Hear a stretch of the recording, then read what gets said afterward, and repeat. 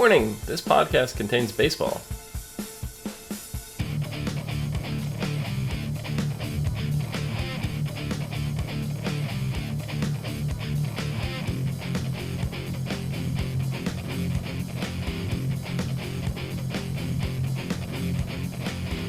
What's up, everyone, and welcome to the ASOTV podcast for Containment Season 1, Episode 6. Season only, Episode 6.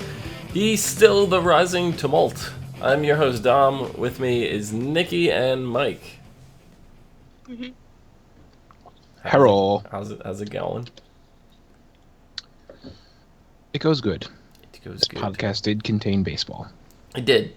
And I thought that was ridiculous that everybody was so concerned about what the hell was going on with baseball and getting back to their regular lives when there is still this big virus outbreak. I know that things aren't being reported properly, but still, like, my number one concern would not be sports ball at this time. No. So, I mean, we're up to day 9. We are... Yeah. Just a little over, or about a week and a half in to a series of events here. And there's a lot going on. The National Guard's coming. The National Guard is coming. That sounds like a lot of fun. Yeah. Absolutely not. No. Not for them. No, it's not. Not for this show, anyway. But it's just like, if everything was on the up and up and like all these reports where things are going to get better soon, why is the National Guard coming? How are you going to explain that without causing panic? You're not. Because the fact that, oh, everything's fine, everything's great, everything's coming, getting better in there, we can almost end the Cordon in, maybe another week or so or something like that. Then why are a bunch of guys with really heavy equipment, heavy vehicles, and heavy weapons coming in to enforce the Cordon? What happened to Georgia PD? Or Atlanta PD?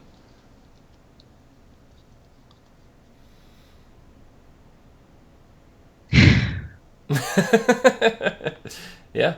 I don't know. I guess the show is just too much. It's too close to reality for me because I'm really starting to get really anxious when I'm watching it. Yeah. And like the whole time with like the whole Thomas issue where they go searching for him, I was like almost in tears. I was so scared for that little guy. And then as soon as I found out he's like, I don't get sick, and I'm like, oh my god. Ah. I was like, oh, my heart. Oh. Yeah, it's kind of a big bombshell. Like, is he immune?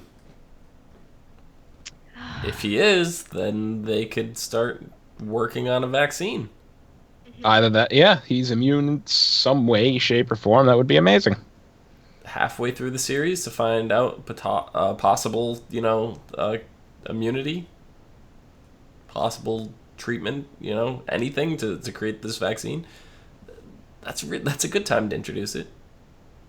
Mm-hmm. Because now you found it, so now you can start developing it, and you'll have it in time, and then, we'll have time to see, what the effects are, like how you already see people going nuts over food. Can you imagine if there's a vaccine? Mm-hmm. The thing with the vaccine though is you have to have the vaccine before you get sick. Well, I think they're working on a vaccine to prevent the spread, and then a cure to help the people who are already sick. So I mean, that's double work. Yeah, and unfortunately, curing a virus, like an actual virus, damn near impossible. So... why the common cold has never been cured. Mm-hmm. Notice. I mean, there you go.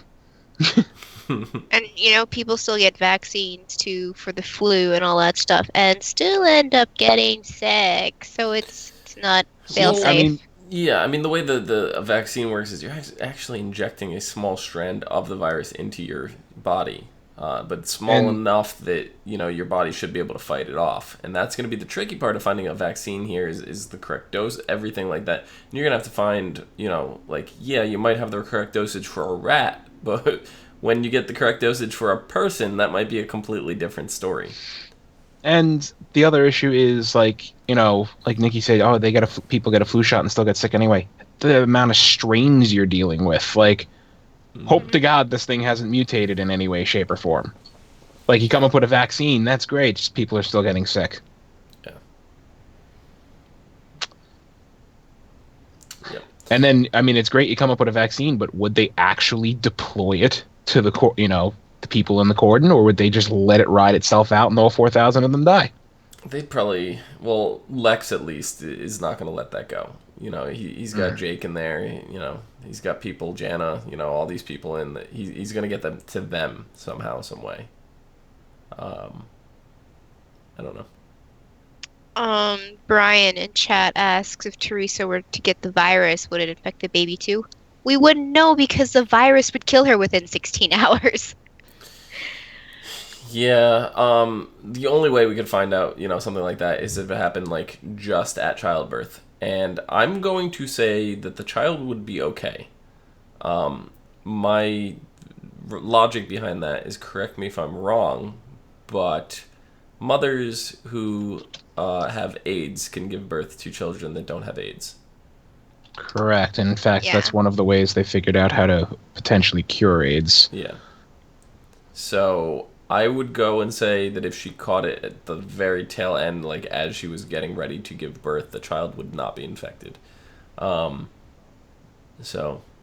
yeah. There's that. But we see a lot from Xander and the Teresa and what's her name? Can't think of the mother's Teresa's name. mom. Yeah, Teresa's mom. What the hell is her name? Leanne. You see them, and first Xander's trying to get Teresa out of there. He's like, look. She talks to the big boss of the what is it? The Lords? Is that the name of the gang? They said something Fourth Lords or something. I'm assuming it was really, really hard to pick out from. It's just really hard to decipher what they say sometimes in any show, especially when it's like a name like that and he says it really quickly like he did. So. A baby, I'm sorry, but the baby would be screwed. Influenza is it's a vertically transmitted disease is what they call it. Just looked it up. Influenza is one of them. So if she catches it, baby's got it. Okay. Through her bloodstream. That would be unfortunate. Mm-hmm. Yep. But yeah, so anyway, the Ford Lords, Xander's just like, hey, this dude's sick. You got to get us out of here, like, you know, or send him out. The guy just strolls in, and I guess the sick guy's name was Jojo, and just pops him. I expected that to happen. Me too.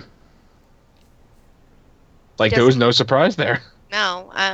It didn't even like take him out of the building and get the blood like not in the building, the storage room. Like, Well, we know if you that have people that are living in this place and you got food and all this stuff. My first thing would have been like, get him outside and then shoot him.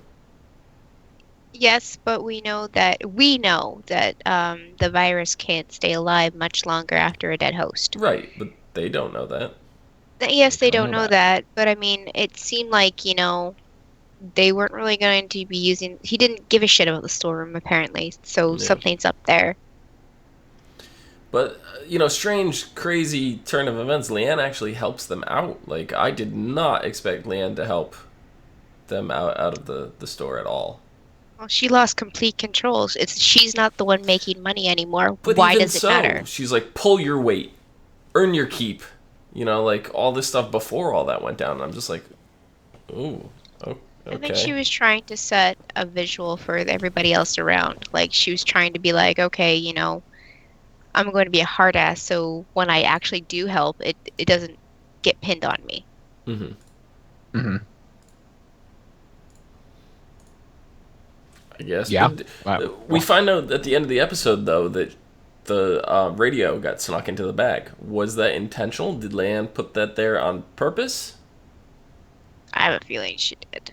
Either that or Mr. I'm not a cop inside the Cordon planted it. But I don't think he knew they were leaving. The only people that knew they were leaving were Leanne, Maybe he didn't. Xander, and He didn't have to know that they were leaving. Maybe he planted it to get them killed. Because if the guy found it on them, if they were just moseying around the shop and he's like, what the hell are you doing to this? And they're going to be like, oh, I don't know how it got there. And then he's just going to go, boop. He doesn't seem like the kind of guy who gives a shit about reasons or explanations. He's just going to shoot you. I don't know. I feel like the mother did it. And because she thought that they were going to get away and she was going to sneak away when she had the chance, to get away later. And then they were going to have some way to contact to get, outside. And she got caught. And so, I don't know. That's what I feel that happened anyway. Because I don't see why that cop would just go and two innocent people and a pregnant girl and try to get her killed. Like, that doesn't make very much sense to me. We know there's something up with him and his captain on the outside. He's working with the colonel. Yes. Yep. And maybe they don't give a shit about innocent. They just want to get rid of what's going on the inside of the Cordon, make it look like they have the goods going on inside. I don't know. They just want to have a good face on the outside so that they're not pinned with all the bullshit that's happening. So if a few, people get hurt along the way, it's not a big deal. That's probably how they're thinking. I mean. Yeah, I guess. I mean, the whole theme of this episode was kind of like defying authority. I mean, that was kind of like the thing that you saw going through everything. Like, you saw, Xander and Teresa and Leanne kind of defying, the gang that was put up here. And then you see, Lex spends a good portion of this episode with Leo. And he's like, look, he goes to Leo's house and you can see Leo's all like in his bathrobe and eating potato chips off his chest on the couch and, like... God. Yeah, it's not a pretty picture. And he feels guilty for his friend's deaths. Like, he wanted them to go in and film all this stuff, and he feels like he put them in I don't want to say put them at risk because they're dead. He feels like he caused their deaths. So, well, he kind of did. Mm-hmm. If they would have stayed where they were, they'd still be alive. You go out, get your food or whatever. But no, he made them go around and film, sick people and things going on the inside. The more exposure outside with other people, the easier it is to catch whatever's going on. Yeah. Mm-hmm. So Lex goes to Leo because he's trying to defy the authority that's set out in front of him, and he's like, look, there's this footage that we could find that might show the truth about kind of what was set up last week with the patient zero, if they were sick and infected before patient zero, or because they died beforehand. They're trying to find out something, and there's kind of a cover up going because the doctor's boyfriend didn't have any form of identification, anything on him, so they didn't want to connect them, and it's this whole big mess. So Lex is like, look, we're gonna go to the data center. You're gonna get your friend, and we're gonna go through these, right? Because they don't have any other good way to do it. So in the meantime, Lex gets this call about a squatter that's in this building that's about to be demoed, and he's chained up to a wall. He won't leave, and he's a cop. He's got to do his job, right? There's still a world. Don't forget, there's still a world going on outside of the Cordon, right? It seems crazy, and it seems like it's anarchy and everything inside, which it pretty much is. But outside, there's still the real world out there. You still have to do your day-to-day jobs, and Lex goes in. There's this guy Hank. He's chained to the radiator. We find out he has an apartment inside the Cordon just across the thing. And what is it? His daughter's in there? Or Yeah, his daughter. Yeah. So, Leo's caught in this very awful predicament. And it's like he's got 20 minutes to get to the data center before Leo's friend leaves. But he's also got to talk this guy out of, staying and all. I mean, I personally think he could have let him sat there for another half hour or so while they went to the data center. That's just me. because the guy didn't seem like he was going anywhere. Didn't seem like he was going to do himself in. He literally just wanted to sit there and watch his house. Mm-hmm. I don't see what the dire rush was, but he is a man with a gun in his hand. I get that. That's true. And like if Lex were to leave and they got another report in and another cop went there, maybe the cop would have got shot. Maybe the cop would have shot him because he had a gun.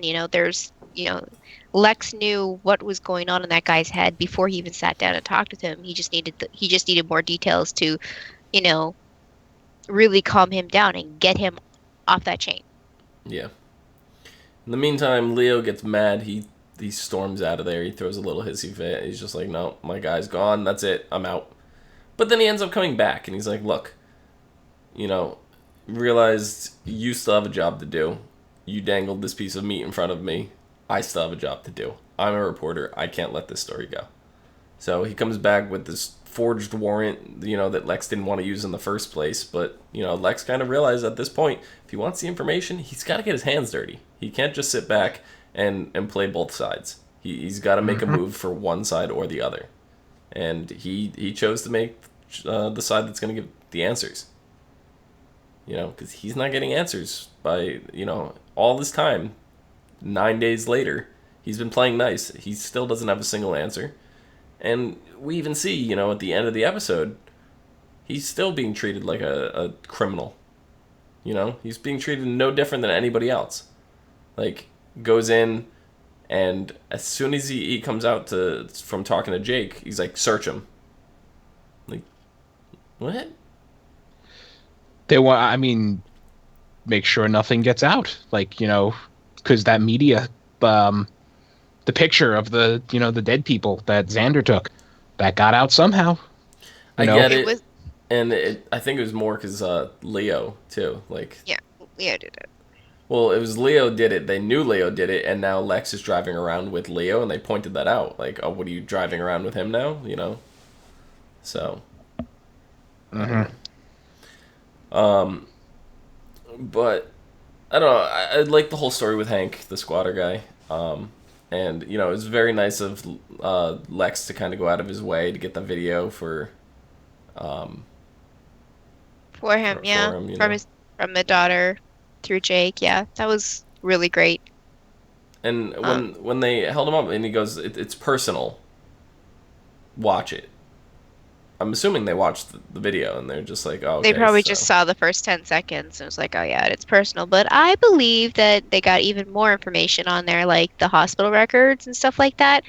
And it's just kind of at the tail end of whatever they're looking for. Now, see, they haven't gotten that information yet. That was something Jake gave to them, but Lex passed that encrypted drive on to Jake. So Jake's got the drive now.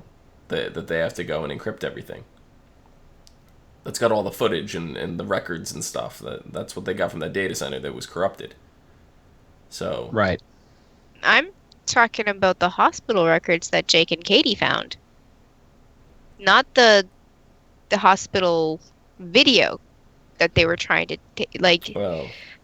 because the hospital records are inside the hospital, whereas the footage can be, and the warrant is from prior and can be accessed through the system. It's possible. I think they're still kind of looking into it and looking, trying to get more information, but it probably would help to get, some outside eyes looking at that. Yeah. But I agree. And I don't know, I'm sensing some bigger whole conspiracy because I obviously wasn't here last week. But that whole, who's the real patient zero? Was it, one of these doctors and they blamed it on the Syrian kid? Now the whole conspiracy wheels are going and it's like that whole, blame it on Syria, but it was really an inside American job. An inside American job to sell the CDC. Vaccines. Yeah, it could be the CDC themselves. Because, it was a great point. Why did they need the rats beforehand? Yeah. Because they have other viruses and things that they're working on trying to cure. It's not just that virus. It's like, this one just popped up. We might as well. No, they have other things they're working on. That's why they have rats on hand all the time. Well, but why did they need the rats? And the doctor said it was an emergency, when it was before this virus was even known about, It's always an emergency with the CDC. That is true.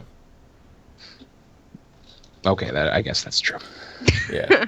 But, Katie and Jake, they go off and they're, like you mentioned before, they're looking for Thomas, and, they get mugged by, like, this gang of off-roaders. Apparently they're high off their kites. Yeah. And Quentin just, goes to run, and, yeah. And then Brian's like, if Katie told her kid to run, why would she freak out that her kid is gone? Because I think she, like, meant to go run and hide in, like, the dugout or something, like... That's what I would have done if I was a kid that was there. I would have went and went in the dugout, because the ATV is not going to get into the dugout. Maybe the bike or whatever, but they're going to handle everything beforehand. You just want to be so you're not out in the open, kind of thing. It's not that he ran away and he was like, yes, he ran away. He was out of sight. She told him to do that, but when she couldn't find him right away, there was so much going around, and there was so much dirt and everything. She assumed that he was grabbed by one of the bikers. That's why she was freaking out so bad. Yeah. It wasn't because she told him to run, and it's not like she said run and go back to the hospital. We'll meet you there or something like that. She just said run, so she didn't know where he was going. So when she couldn't find him, yeah, she's gonna freak out a bit. So just a bit. I don't know, I'm more excited right now to see what's going on with Thomas. That's kind of like the big interest point for me right now. I just want to hug him so much. What if he's infected? I don't care. I mean, it's okay. I don't get sick. You can still be a carrier. Stay away. Yeah. That's very true. That I mentioned that, what was it, a couple episodes ago, that, there's always the chances that, there are people who are carriers. So even if they think they've cured everything, might pass on that way. He probably is a carrier if you think about it, because his sister was infected. You see her behind glass or whatever. His father died. So he is, in fact, probably carrying it. We're probably going to learn that. And then here are my 3 scenarios for this kid, okay? And they all, oh my God, this kid is immune. Get him back to the doctor. The doctor starts his research, shares findings outside or whatever. Right. Second option, they launch a massive evac mission to get that kid and only that kid out, so they can use their resources on the outside to help the virus. Or they send in someone to assassinate the kid because it's a conspiracy. Cover up and all that. Oh my God, I would not like that at all. Like, I have the conspiracy wheels are flowing. Dr. Bitchface, who I know is Dahlia. I don't care what her real name is. I know it's Sabine, but Dahlia, because I love the originals. And she's probably in on it, and she's going to be like, that kid is immune. Bring him to me. This whole time I didn't realize she was Dahlia. It's like, she's very familiar. I've mentioned it how many times? I think we mentioned it in the first episode we talked about it. We're like, that's Dahlia. I don't even think I reacted to it, because I don't think I even heard you. Apparently not. And I hate to bring up last week, but again, wasn't here, and I watched both of them today. I hate her so much more now. Like, they need someone else in charge. Yeah. And, the other kind of big thing that they were struggling with this episode was the heat. This is, first time that they brought heat into the equation here. So it's like I said, every episode has like this kind of theme to it, and like this new obstacle and stuff that they're overcoming, and it's kind of like the whole thing. Like, I don't think heat is going to be a big issue going on to these next coming episodes. I think it's said and done, and they're moving on. And next episode is really going to be the National Guard, and I think we're going to see how that affects both inside and outside the Cordon, how that's going to operate. I've been near Atlanta, I've been in Georgia, and the heat is just, it's terrible. Mm-hmm. And I say that, and, that it's not because I'm from Canada, the cold north, because we get hot there too. It's because it was really bad. Well, it's all humidity. It's the humidity. Yes. That's 100% what it is. It's the humidity down there. And the funny thing is, because I just went down a year ago, like I was there for Memorial Day of last year, And you get there and you land, and it's just like the air is so thick, and it's like soup, like a thick soup. It's just like the air feels heavy when you're trying to breathe and everything. But after being there for a week, by the end of it, I was just like, I don't even notice it anymore. And everybody that I was down there, like, what are you talking about? I was like, the air is just no, what? Like, so when you're there, when you're living in it, you don't notice it as much. Yes, it's still gonna be hot as fuck, but you don't notice the humidity and stuff nearly as much. So it does suck down there, though, weather-wise. But Sam proved useful, like we mentioned last week. He's gonna need to fix the air conditioning for them, and I didn't realize it was gonna be one episode later. But yep. Hey. But now the problem is Jana's got 3 more people potentially to bring into this place that they're not making any exceptions for allowing new people to come in. Yeah, I mean, those 2 guys in there are the biggest, whiniest bitches I've ever seen at a TV show. I don't disagree with them, though. I don't either, but they're still annoying me. They're annoying you because they have an ego stick up their ass because they're higher on the food chain. Because of, like, even Sam was saying that, when we first met him was Jana with, you're snobby up there, like because, you're all locked up. You're, it's a secure floor. You guys are all like high horses and things like that. And the one guy literally runs the business, so he thinks he's invincible, and he could say whatever he wants, and he's gonna whine and complain. Mm-hmm. Yeah. Mm-hmm. It's just like, Jana's like, absolutely no exceptions, and then they're looking, their friend who'd slept in the car, this is when it first started, and he comes in, and they're like, all right, well, no one else, and then Jana's like, okay, well, Sam's gonna come in, and they're like, no, we're not breaking the rules, and then Sam knows his building, he's gonna help. Now we're with Teresa and Xander, and she's like, well, she's pregnant, she's like 6 months pregnant.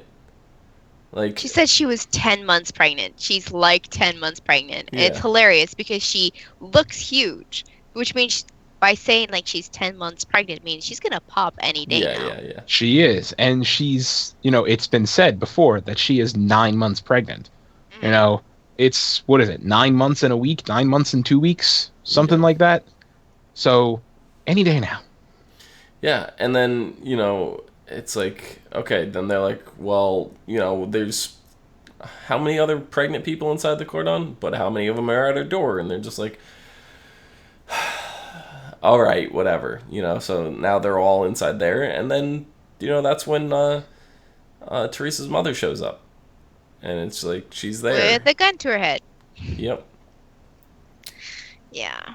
And it's going to be a big mess. And I think they're gonna end up making a deal for the phone. I think they're gonna give up Xander and Teresa and even the mother for the phone.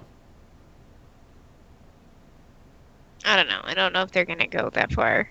I think that's all the gang wants is the phone. I don't think they care about these people. Yeah. Oh, I thought you were talking about them in the building. Okay. No. It makes sense now. The gang's gonna give up the people for the phone. They really Jana don't give a is shit smart. about those people. Jana's smart enough she can do that on her own. She's already made calls out to Plex. Yeah. Even when everything was shut down. Now the question is the glass that they're behind, is that bulletproof? Maybe resistant, but I don't think proof. They're I don't know. Whatevs. It's gonna be like a thick, hermetically sealed room like that and all that for what they do with circuits. The glass is gonna be thick, yeah. Is it gonna be bulletproof? I don't know. It could be. Probably to small caliber, yes. Depending on what they actually deal with restoring, depending on how secure that stuff is, it may in fact be bulletproof. I mean, small. I would imagine, the glass is thick enough to deflect small caliber. 22s, 9mm, shit like that. Don't forget where they're closed off of is not for the room. Like this is a whole area that's closed off just to even get onto that floor. True. There's That's the elevator and glass. a hallway. Yeah. And then the glass. Oh, okay. I forgot about that. Right. That glass could very well be bulletproof. Yeah. So I feel like that's what they're going to end up using as their bargaining chip to keep them alive and get the guy his phone. Is they're going to have to do some kind of pass off in there. So, but Brian in chat says I was getting a major Last of Us vibe from Thomas, and yeah, I was too. Like the whole thing with the Last of Us is the little girl is the only one in the world that's not infected, kind of thing, and it's like, ooh, what's going on? And the goal is to protect the girl. So, yeah. You guys have anything else for this week? I mean, Jake being silly and being like, I love Katie, and he's only known her for a week. Yeah, Jake dropping the L bomb on. And to be honest, I wouldn't want to be. Yes, I would want to have some sort of companion during this because it is a hard time. But to want to feel like you're falling in love with a person, what happens when everything's hunky dory and rainbows and unicorns, and it's like, because everybody was so intense before, it's just become so dull and droll, and it's just like, I don't love you anymore. This is silly. The only people that were intense are the people down on the basement level. I've known you for 9 days. I am in love with you. It's possible. I mean, it could be very possible that it's the near, possible death experience that's approaching very rapidly. The chance that I could be shuffled off by a bullet, an angry mob, or a horrible, horrible disease any day now. But what about love just at first sight? No, that's all fairy tales. Well, don't forget that they, even though he's only known her for 9 days, they've spent a good portion of those 9 days together.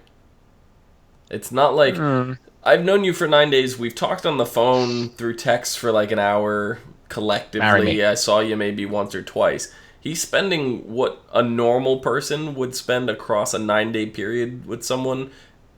A normal person would spend maybe a day or two total across 9 days talking and communicating with the person. He spent probably about 6 of those 9 days with her. If not more. But the worst thing about it is, yeah, Jake likes her, loves her a lot. I don't think she feels the same. I don't think she's mentally or physically or emotionally capable of loving Jake because she has Quentin.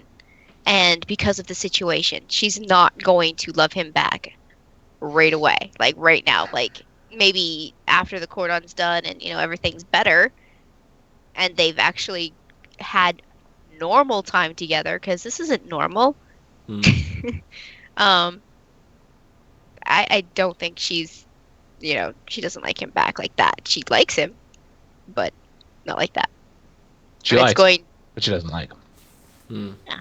She likes him, but I mean, he's gonna be hurt, and I don't see the reason why he should be, because I don't know why he would expect that back, but he's going to.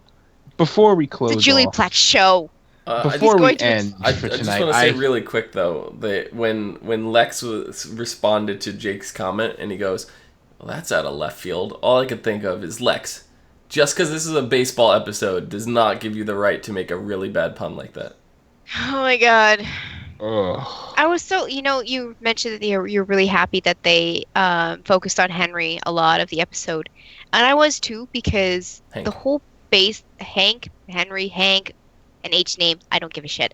He was in that freaking building and he was chained. Okay, I'm glad that they focused on him because he had a problem because he's split with he's connected to the Cordon even though he's not inside because his family's on the inside and he can't get home. And everybody else is baseball this, baseball that, and yet you said that in the beginning of the episode when we start talking that it bothered you. It bothered me too. Baseball this, baseball that. Go hit them with a baseball bat. I realized the rest of the world isn't in the Cordon, but like the people in Georgia should not be giving a fuck about baseball. Yeah, the people in Atlanta, I mean, you can still walk, like the Cordon is still like next door. It's still in the city, and it's not a You small see the space. way the rest of the world flipped out just recently when we had the Ebola scare. The whole fucking world was freaking the fuck out, right? So you can't even begin to tell me that the world is not doing that and they're just gonna go focus on baseball in the time being. Like, the baseball better fucking fly over the fence and land in the cordon. Like, that's the only way baseball matters right now. But I mean, oh my God, Ebola. Some outbreaks of Ebola have a 90% mortality rate. Yes, in places that don't have sanitation, clean water, or any kind of developed medical infrastructure. Yeah. Oh my God, Ebola's gonna kill us. Like coworker at the time who is now my coworker again. Oh Jesus Christ, I didn't think about that. He was convinced we were all gonna die. We are. Just But not then to again, Ebola. yeah, yeah, true. But then again, anything that Rush Limbaugh tells him, he believes instantaneously. So, yeah. That sounds like a really terrible thing. Yeah. Mhm. So what were we going to say before we wrap this up, Mike? Okay, before we wrap this up, I have an image in my head, and I need you two to confirm it, because did I suffer a partial seizure during this episode, or was Yes. Jake finally wearing a mask? No. No. At no point he was wearing a mask. I swore at one He point. was wearing his SWAT mask or whatever. No, but I thought he was tied wearing one an on to actual. Katie. Yeah, he tied one on to Katie. But I thought there was at one point, like when they were outside before they got to the baseball field, he was wearing a legit mask under his visor. I didn't see it. I didn't notice it. Because I'm seeing an image of his face with the SWAT visor and a mask on, and it's like just in my head, I remember it. I personally And didn't I wanted see it. Okay, maybe I'm probably losing my marbles then. Yep. At this point. That would be what you were doing. Maybe you're just, hoping so much that he's actually a smart person and wears one. You're envisioning it for him. Maybe. I couldn't tell you. I like. I love Dom wants to see if I'm crazy. You're crazy. He's not even wearing anything at that point. No. Just I'm sorry. I don't know. I have the. He's still not wearing a mask. This motherfucker. No, he's not. He's still Wishful just... thinking. She's wearing a mask. He's not. Make him wear a mask, you dumb bitch. No wonder she doesn't love you, you stupid fuck. You wouldn't even wear a mask in a potential viral outbreak zone. Nikki, where can the people find you? They can find me on Twitter at LadyVenom24, LadyYvenom24. Mike, where can the people find you? Raving and Raging. ranting about Jake. I almost called him Jack. I'm so pissed off. At Philodrin on Twitter, right there. Freaking moron that he is. He upset me. You can Drink find my me water. down below, still wishing that he was Kai at Phenomenon, PHENOMEDOM. I wish she was Doo-doo. Kai too. Do. Hopefully now with this season not getting a season 2, he may show back up on the Vampire Diaries next season. We'll never know. We'll never know.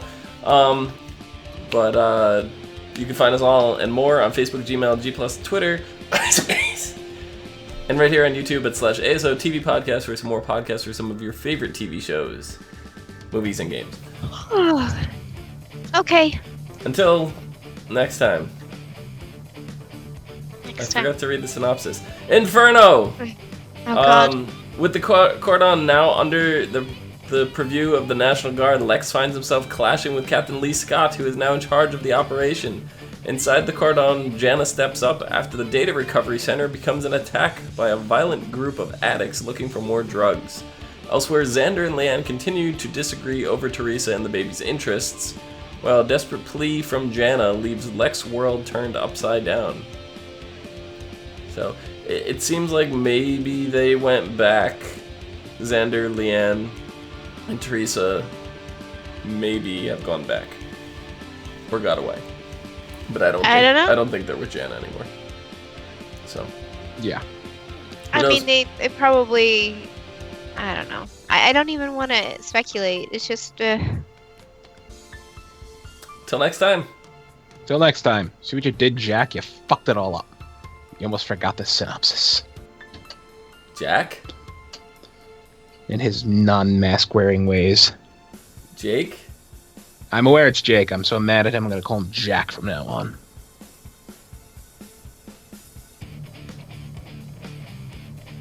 Huh.